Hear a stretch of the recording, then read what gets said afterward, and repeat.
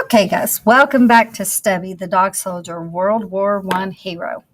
Yesterday, I used this book to introduce you to nonfiction text, and we're starting out with literary nonfiction text.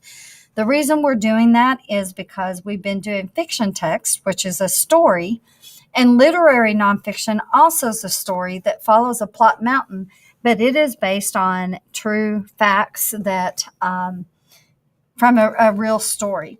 Some of the little pieces in between could be made up just a little bit, but I would guarantee or bet that most 90% or more of this story is based on true facts. All right, so Stubby the Dog Soldier, World War One hero, part 2. Oh, and by the way, you have nothing to write today. Just enjoy the book and listen to the thinking. All right, so the last page we read was some soldiers suffered from the gas attack, but no one died. Stubby had saved the day, and no one would ignore his warnings again. Okay, that is a turning point. That's a trigger to say that, okay, we're going to have more warnings that are going to come up about, and Stubby's going to be responsible for helping again. Stubby quickly grew used to the sounds of the war. He had proved his worth on the battlefield. Darting about, he yipped encouragement to his fellow soldiers. So already he's doing something positive. If a soldier got hurt in battle, Stubby dashed to his side. He then barked to alert medics so they could find the wounded man.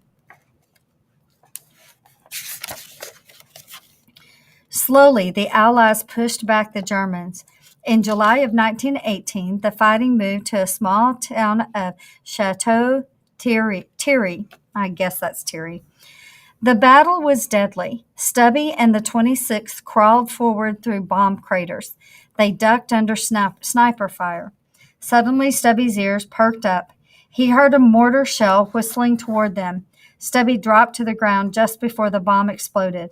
With Stubby's cues, the soldiers knew when to take cover because of an approaching bomb. The people of Chateau Thierry were grateful to the soldiers and Stubby. Some women even made the heroic canine a leather coat to keep him warm. His name and unit number were sewn into it. Stubby's duties didn't end there. One morning, as the soldiers snored and grunted in their sleep, a dark shadow crept through no man's land. Stubby's ears perked up. His nose twitched. Stubby's growls jarred Conroy awake. The soldier grabbed his rifle, fearing an attack. He peeked over the top of the trench. A German soldier lay face down in the mud. Stubby stood on his back. The growling Stubby had a hold of the enemy's trousers. He wouldn't let go until his fellow soldiers took the German prisoner. From then on, he became known as Sergeant Stubby. On November 11, 1918, the Central Powers surrendered to the Allies. Shortly afterward, Private Conroy again snuck Stubby aboard ship, but this time to return home. See his coat there in the picture, and here's the real Stubby. Afterwards, Stubby was treated like a true hero. He marched in parades and was awarded a gold medal for his bravery. But his story didn't end with the war. Conroy enrolled at Georgetown University, where he would study law. Stubby joined him on campus and charmed his way into becoming the football team's mascot. He even performed during halftime shows. In 1926, Stubby passed away. His body can be seen on display at the National Museum of American History, Smithsonian Institute. That's in Washington, D.C. Today, the United States has military dog training programs. Dogs serve bravely in conflicts around the world. They sniff out bombs and other dangers for the soldiers they work with. All right, and then in this book, we actually have a glossary that would help us with some of those words. Read more. There's critical thinking that is all involved in this. So if you, and some internet sites you could go to.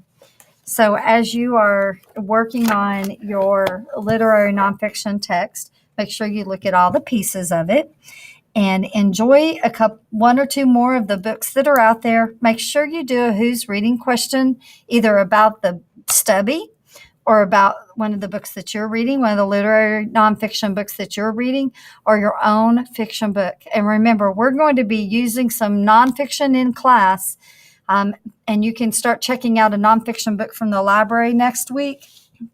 But this, boy, that's really blurry. Sorry about that. And